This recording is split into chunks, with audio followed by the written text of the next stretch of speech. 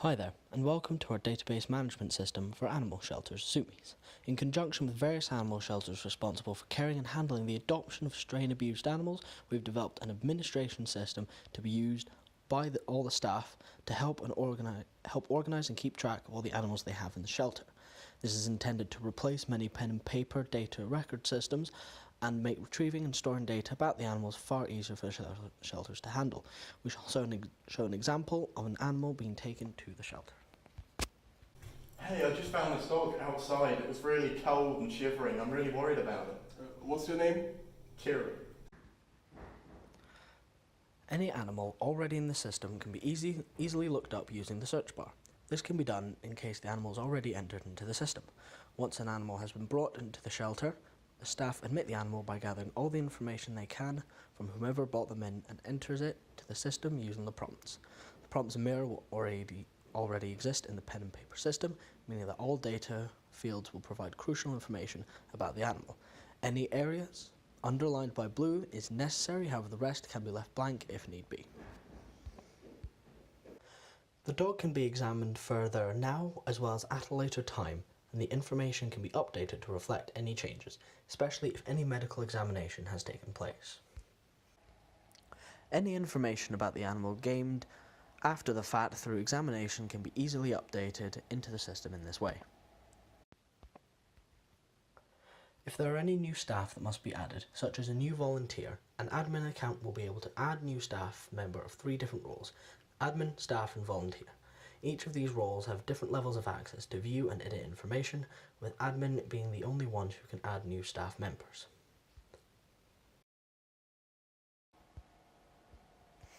We implemented a permission system using these roles in order to restrict who can and cannot access certain sensitive information.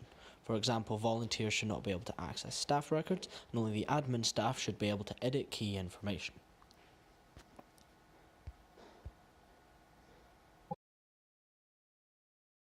Here's an example of a volunteer account. Only the animal and contacts page can be viewed, and only adding is enabled for both of these sets of data. Editing can only occur through a member of the staff or admin teams.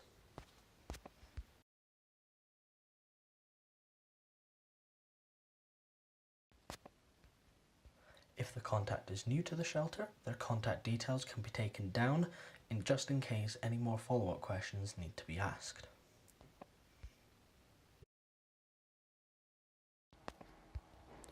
We are able to record multiple phone numbers for any contact in the case that no matter if it's a person or organisation being added, the system is able to keep up with multiple records of numbers.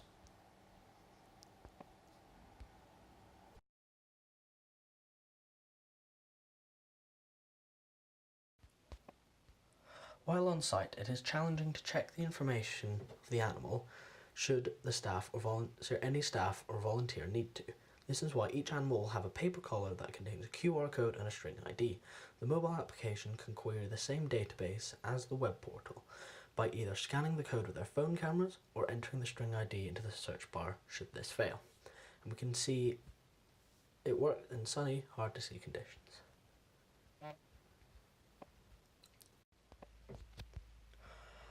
The app functions by having the user log into the app using an account previously set up on the staff page. They are then able to query using the string ID of an animal provided. Once this has been entered, the page will contain all the same information as the animal page on the website, just in mobile form, including the basic information and any admin details. This makes for easy on-site querying of animal data, which can be incredibly useful for those at the shelter. As such, the combination of the data API and the web and app interfaces have shown to help the shelters improve their inter-organisation communication and solve the key issues that they had described to us.